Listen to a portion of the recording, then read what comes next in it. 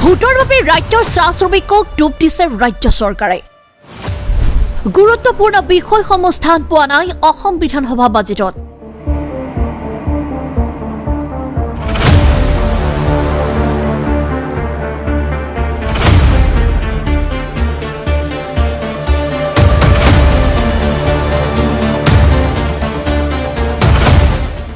পূৰ্বৰ প্ৰতিশ্ৰুতি ৰক্ষা নকৰিলে ৰাজ্য চৰকাৰে। 112টা জাতি উপজাতিৰ দাবী নস্বাত চৰকাৰৰ। জাগৰ খাই উঠিছে চাহ মুক্তি সংগ্ৰাম সমিতিৰ মুখ্য উপদেষ্টা অমৃত নাগ।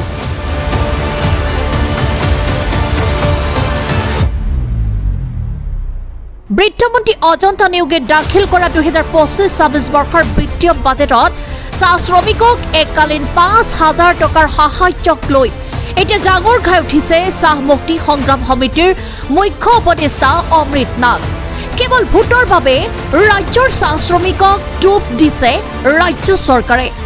যি বাজেট অধিৱেশনত অসমৰ চাহ বাগিচাৰ শ্ৰমিকৰ দৈনিক মজুৰি বৃদ্ধি, মাটিৰ পট্টা প্ৰদান এই গুৰুত্বপূৰ্ণ বিষয়সমূহ স্থান পোৱা নাই, সেই বাজেট আমাৰ কাৰণে এক কলা বাজেট। 2025-26 বৰ্ষৰ বিত্তীয় বাজেটত অসমৰ চাহ বাগিচাত নিয়োজিত দৈনিক হাজিৰাত কাম কৰা শ্ৰমিকসকলৰ বাবে চৰকাৰৰ পূৰ্ব প্ৰতিশ্ৰুতি অনুসৰি মজুৰি 351 টকালৈ বৃদ্ধি কৰা দাবী আজিও বাজেটত অন্তৰ্ভুক্ত নোহোৱাৰ সন্দৰ্ভত প্ৰতিক্ৰিয়া প্ৰকাশ কৰি গোলাঘাট জিলাৰ চাহ মুক্তি সংগ্ৰাম সমিতিৰ প্ৰেক্ষাগৃহত সংবাদমেল সম্বোধন কৰে চাহ মুক্তি সংগ্ৰাম সমিতিৰ মুখ্য উপদেষ্টা অমৃত নাগে। সংবাদমেলত মুখ্য উপদেষ্টা অমৃত নাগে শ্ৰম মন্ত্ৰী ৰূপেশ গোৱালাক তীব্ৰ সমালোচনা কৰে।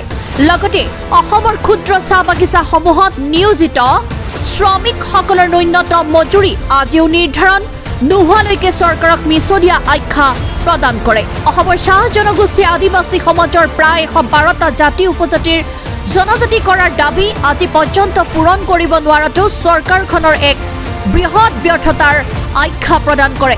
চাহ জনগোষ্ঠী আদিবাসী লোকসকলৰ দখল কৰি থকা ভূমিৰ ভূমিপট্টা আজিও দিয়া নহল। অসম চাহ নিগমৰ অন্তৰ্গত 14খন বাগিচা পুনৰ জীৱিতকৰণৰ ব্যৱস্থা চৰকাৰখনে আজিও কৰিব নোৱাৰিলে। লগতে শিৱসাগৰৰ বিধায়ক অখিল গগৈক ওৱান মেন আৰ্মি আখ্যা প্ৰদান কৰে।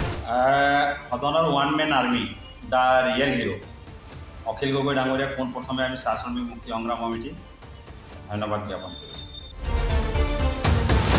গোলাঘাটৰ পৰা প্ৰাঞ্জল দাসৰ report, Assam north east news live.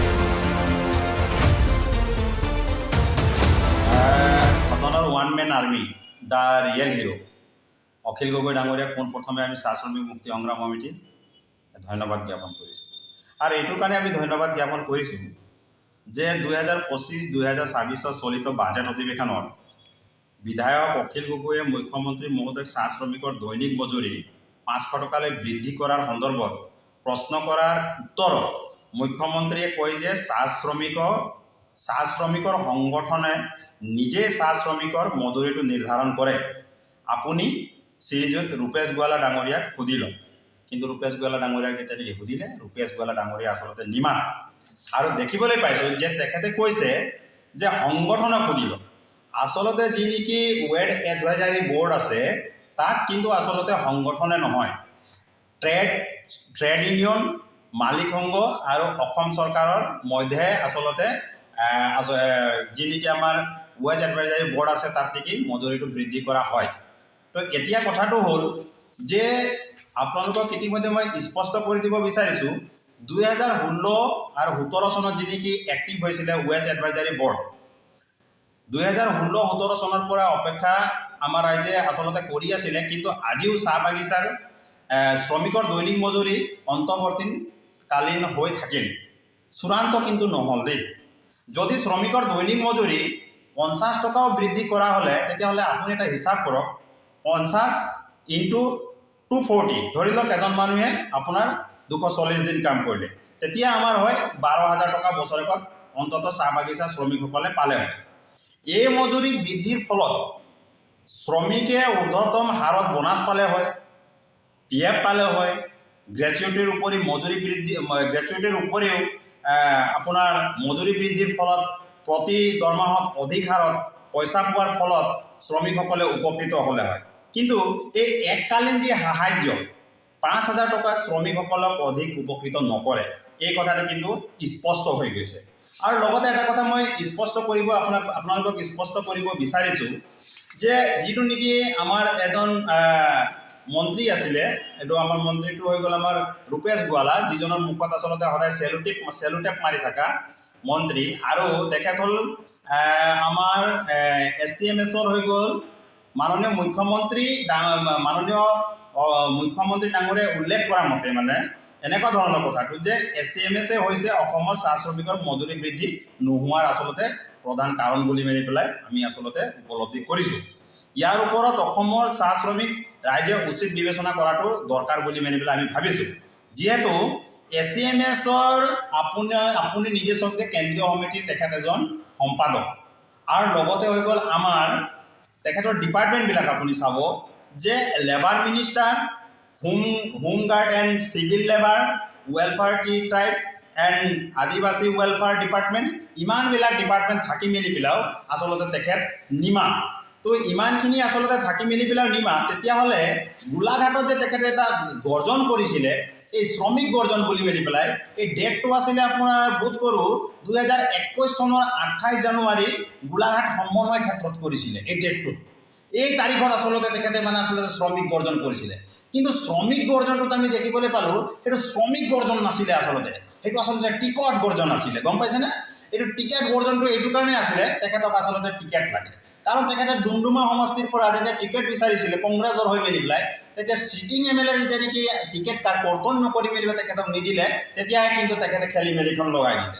আৰু খেলি মেলিখন লগাই মেলি পেলাই আচলতে তেখেতে কি কৰিলে, গোটেই অসমতে দেখিবলৈ পালোঁ যে তেতিয়াহে তেখেতৰ অকণমান চকুটো খোল খাইছিলে আৰু 11 দফীয়া এটা দাবী বনাইছিলে। আৰু এই দাবীটো কোন বনাইছিলে এইটো আপোনালোকে চাব পাৰে, ইয়াত লিখা আছে অসম চাহ মজদুৰ সংঘ, তাৰমানে তেখেতে নিজে বনোৱা দাবী।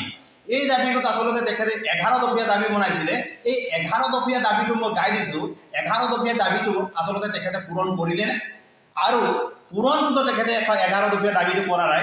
প্ৰথমটো দাবীটোৱে আছিলে যে অসমৰ চাহ বাগিচাত নিয়োজিত দৈনিক হাজিৰাত কাম কৰা শ্ৰমিকসকলৰ বাবে চৰকাৰৰ পূৰ্বৰ প্ৰতিশ্ৰুতি অনুসৰি দৈনিক মজুৰি তৎকালে 351 টকালৈ বৃদ্ধি কৰিবলৈ দাবী জনোৱা হ'ল। এইটো ৰূপেশ গোৱালাৰ কাম চাওক আপোনালোকে।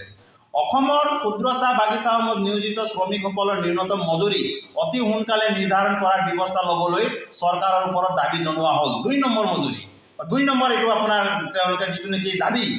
আৰু 3 নম্বৰ দাবীটো আছিলে অসমৰ চাহ জনগোষ্ঠী আদিবাসী সমাজৰ প্ৰায় 112টা জাতি উপজাতি সকলোকে তৎকালে জনজাতিকৰণ কৰাৰ ব্যৱস্থা ল'বলৈ দাবী জনোৱা হ'ল বুলি পেলাই তেখেতে কৈছিলে। অসম চাহ জনজাতি আদিবাসী লোকসকলক স্বায়ত্ত শাসিত প্ৰদান কৰিবলৈ দাবীও কিন্তু তেখেতে উত্থাপন কৰিছিলে। 5 নম্বৰ দাবীটো তেখেতে উত্থাপন কৰিছিলে যে অসমৰ জনগোষ্ঠী আদিবাসী লোকসকলে ভোগ দখল কৰি থকা ভূমি পট্টা প্ৰদানৰ ব্যৱস্থা কৰাৰ লগত ভূমিহীন লোকসকলক পট্টাসহ মাটিৰ আবণ্টন দিয়াৰ ব্যৱস্থা ল'বলৈ দাবী জনোৱা হ'ল। তেখেতৰ দাবীখিনি চাওক। অসমৰ চাহ জনগোষ্ঠী আদিবাসী শিক্ষিত নিবনুৱা যুৱক যুৱতীসকলৰ চৰকাৰী চাকৰিত অগ্ৰাধিকাৰ ভিত্তিত নিযুক্তিৰ ব্যৱস্থা কৰিবলৈ দাবী জনোৱা হ'ল। 7 নম্বৰ দাবীটো চাব যে চাহ বাগিচাত কৰ্তৃপক্ষৰ দ্বাৰা পৰিচালিত ডিব্ৰুগড়, তিনিচুকীয়া, লখিমপুৰ আদি জিলাৰ চাহ বাগিচাত প্ৰাথমিক বিদ্যালয়সমূহ তৎকালীনভাৱে চৰকাৰীকৰণৰ ব্যৱস্থা কৰিব লাগে। 8 নম্বৰ দাবীটো আপুনি চাওক যে প্ৰাক্তন চাহ জনজাতি অধ্যুষিত অঞ্চলসমূহত থকা বেচৰকাৰী বিদ্যালয়সমূহ চৰকাৰীকৰণৰ কৰাৰ লগতে চৰকাৰে দিয়া প্ৰতিশ্ৰুতি মতে 119খন উচ্চ মাধ্যমিক মডেল হাইস্কুল বিদ্যালয় স্থাপনৰ কাম তৎকালে আৰম্ভ কৰিব লাগে। লগতে উক্ত বিদ্যালয়সমূহতে চাহ জনগোষ্ঠীয় 50% শিক্ষিত নিবনুৱা যুৱক যুৱতীসকলক অগ্ৰাধিকাৰ ভিত্তিত মকপল কৰাৰ ব্যৱস্থা কৰিব লাগে। এতিয়া আমাৰ কথা হ'ল তেখেতে এই দাবীখিনি যে কৰিলে, এই দাবীখিনি আচলতে কাৰ কাৰণে কৰিছিলে? তেখেতৰ মোৰতো এতিয়া আমাৰ এতিয়া ধাৰণা হৈছে যে তেখেতেতো নিজৰ কাৰণে কৰিছিলে, তাৰমানে তেখেতক টিকটৰ প্ৰয়োজন আছিলে। এতিয়া যেতিয়া নেকি টিকট পালে, টিকেট পোৱাৰ পাছত কিন্তু তেখেত নিমাত, তেখেতৰ মুখত কিন্তু এতিয়া চেলোটেপ লাগি আছে। গতিকে চেলোটেপ যেতিয়া লাগি আছে, তেনেকুৱা আচলতে মন্ত্ৰী এজনক কিন্তু আমি কেতিয়াও আচলতে আমাৰ চাহ শ্ৰমিকৰ মন্ত্ৰী বুলি মেলি পেলাই আমি ক'ব নোৱাৰোঁ।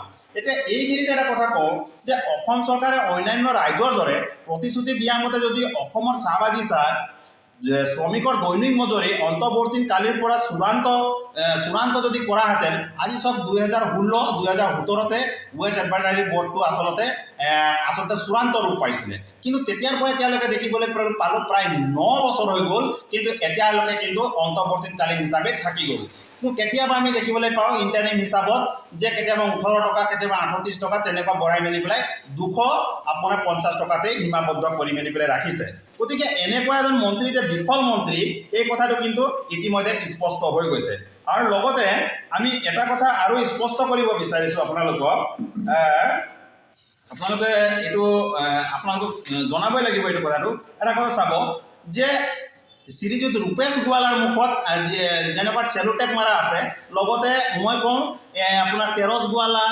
সঞ্জয় আমাৰ কৃষ্ণ কমল তাঁতী সঞ্জয় কিষাণ ৰূপজ্যোতি কুৰ্মী দিগন্ত ঘাটোৱাৰ আমাৰ ৰাজদীপ গোৱালা এইসকলৰ মুখতো আচলতে চেলোটেপ মাৰা হৈছে তেওঁলোকক আচলতে লাজ লাগিব লাগে তেওঁলোকক আচলতে ধিক্কাৰ